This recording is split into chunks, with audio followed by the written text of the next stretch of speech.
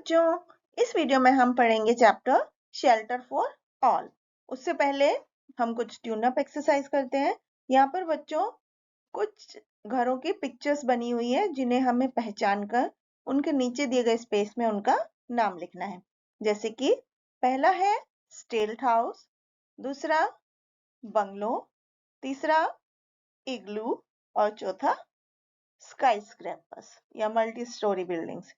तो बच्चों, हमारी बेसिक नीड्स होती हैं खाना, रहना और कपड़े। खाना, मकान और कपड़े, ये हमारी बेसिक जरूरत होती है। तो बच्चों, हम सब एक हाउस में रहते हैं अपने आप को हीट, कोल्ड और रेन से प्रोटेक्ट करने के लिए। तो we find many different type of houses around us. लोग अलग अलग तरह के घर बनाते हैं अलग अलग कारणों से।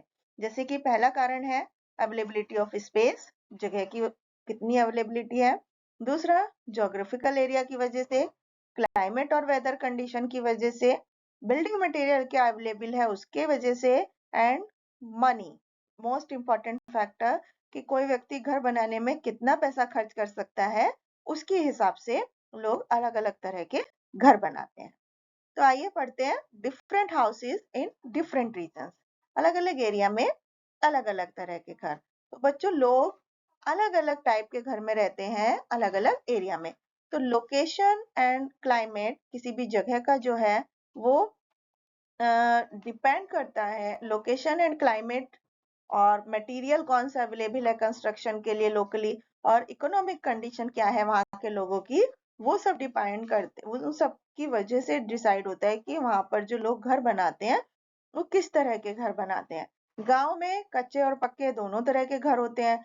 कच्चा हाउस ज्यादातर गांव में पाए जाते हैं क्योंकि वो वहां पर जो लोकली अवेलेबल मटेरियल होता है, जैसे कि स्ट्रॉ है, पाम लीव्स है, एस्बेस्टस शीट है, तो उनसे वो घर आसानी से बन जाते हैं। एंड ये बिल्डिंग मटेरियल जो होते हैं कम कीमत के होते हैं और इजीली अवेलेबल हो जाते हैं। पक्के घर जो होते हैं वो ब्रिक्स और सीमेंट से बने होते हैं। शहरों में ज्यादातर लोग पक्के घर बनाते हैं। ये घर ईंट, आयरन, स्टील और सीमेंट से बने होते हैं। बंगले और मल्टी स्टोरी बिल्डिंग शहरों में पाई जाती हैं, और हर एक मल्टी स्टोरी बिल्डिंग में बहुत सारे हाउसेज होते हैं, और हर एक घर को फ्लैट बोलते हैं या एक अपार्टमेंट बोलते हैं। Houses are made of wood. लकड़ियों के भी घर बने होते हैं जिनकी तिरछी छतें होती हैं। आर्कटिक रीजन में लैंड जो होती है वो हमेशा बर्फ से ढकी हुई होती है, इसलिए जो एस्किमोज हैं वो बर्फ से बने घर बनाते हैं और इन घरों को इग्लू बोलते हैं। और फर्श जो है वो एनिमल की स्किन से बने होते हैं जो कि घर को गर्म रखते हैं।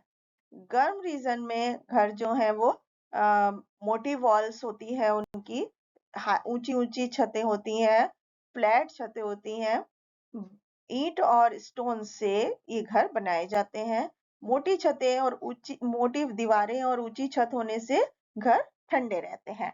नोमैड्स मतलब जो बंजारे होते हैं वो एक जगह से दूसरी जगह जाते रहते हैं, एंड वो टेम्परेरी हाउस बनाते हैं जो कि टेंट जिसको बोलते हैं। ये घर अपने साथ कैरी करना बहुत आसान होता है। एंड टेंट्स जो होते हैं वो मोटे से कपड़े के बने होते हैं जिसे कैनवस बोलते हैं, और टेंट को पोल्स पर और रस्सियों की मदद से फिक्स करके जमीन पर बनाया जाता है।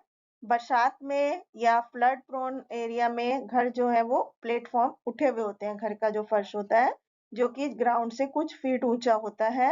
और ये जो वहाँ के जो घर के रहने वाले लोग हैं उनको जब फ्लड आती है तो उससे सेफ रखते हैं, सांप और इंसेक्ट से भी बचा कर रखते हैं। स्टिल्ट हाउस में भी स्लोपिंग रूफ होती है जिससे कि बारिश का पानी इजीली ड्रेन ऑफ हो सके। अर्थक्वेक प्रोन एरिया में जैसे उत्तराखंड में, असम में ज्यादातर घर लकड़ी के बने होते हैं क्योंकि लकड़ी के घर जो होते हैं वो कम डैमेज होते हैं और वो कम बर्बाद होते हैं उन घर को कंपेयर टू ईंट और सीमेंट से बने हुए घरों के। तो हमारे देश में, इन एक कंट्री में जैसे कि जापान में, जब अर्थक्वेक फ्रीक्वेंटली आते हैं तो लोग जो है बैम्बू और वुड के घर बनाते हैं क्योंकि मटेरियल हल्के होते हैं और इनमें सीरियस इंजरीज नहीं होती जब ये कोलैप्स होते हैं अर्थक्वेक के दौरान। केरला एंड जम्मू कश्मीर में हम हाउस बोट देखते हैं। हाउस बोट जो होती है वो पानी में तैरती रहती हैं और इनको शिकाराज बोलते हैं कश्मीर में। Living together in colonies. तो बच्चों जो ह्यूमंस है वो एक सोशल एनिमल है and we can not live alone. हम अकेले नहीं रह सकते, हमें अपनी जरूरतों को पूरा करने के लिए बहुत सारी चीजों की जरूरत होती है, अलग अलग लोगों की सेवाओं की जरूरत होती है।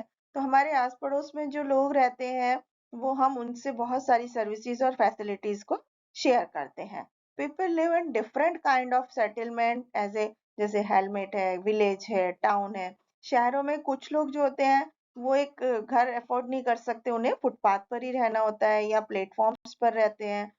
Ants and bees are social animals. बच्चों हमारे इंसानों की तरह ही चींटी और जो मधुमक्खियां होती हैं वो भी एक सोशल एनिमल है, जो कि ग्रुप्स में रहते हैं, अपनी अपनी सोसाइटी में कॉलोनीज बनाते हैं। एक इंसेक्ट जहाँ एक तरह के सब इंसेक्ट रहते हैं। आंट्स जो है एक साथ काम करती हैं और ग्रुप्स में रहती हैं। 3 तरह की आंट होती हैं, queen ant, female worker ant और मेल आंट। तो क्वीन आंट जो होती है वो अंडे देती है, वर्कर आंट जो होती है वो उनकी देखभाल करती है अंडों की और उनके लिए खाना ढूंढती है। आंट जो है मिट्टी से घर बनाती है, सैंड से और स्टिक से। इसको आंट हिल बोलते हैं। और आंट हिल के अंदर बहुत सारे चैम्बर्स होते हैं जहाँ पर वो एक से दूसरे में टनल्स के थ्रू जाती रहती हैं।